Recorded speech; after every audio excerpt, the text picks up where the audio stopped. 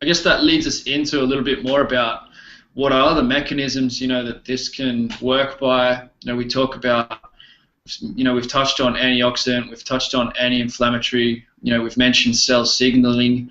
Can you give us a little bit more detail about how it works in these different ways? Yeah, absolutely. Let's just come back to its antioxidant effects. The area in science of free radicals and antioxidants, the redox signaling, has been a top area for a long time.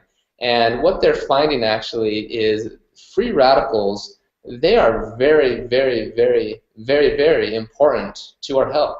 And in fact, the Nobel Prize winner who came up with the DNA structure, the double helix, he actually just submitted an article that talked about one of the reasons for diabetes is a lack of free radicals, and it has and makes a lot of sense. For example, hydrogen peroxide is needed to have correct protein folding. When you exercise, you produce lots of free radicals, and those free radicals, like the superoxide anion radical, is a potent stimulus for mitochondrial biogenesis. So you get more, mitochondria, so you can exercise longer and better. So what could happen potentially if you take large doses of conventional antioxidants like vitamin C per se, you could potentially scavenge those radicals and therefore negate the training adaptations, the benefits of your training. And in fact, there are a couple of articles that show taking high doses of vitamin C totally negate the benefits of endurance training. And that's huge. Well, so what about hydrogen? Is hydrogen going to cause those same effects?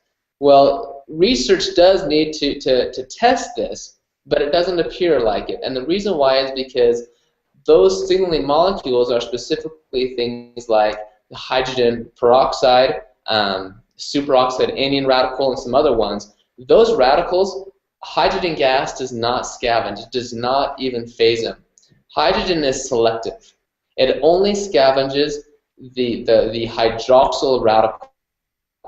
And the hydroxyl radical is the most cytotoxic or cell-damaging radical there is. And it damages DNA. It causes cell death. It's a bad radical all the way around.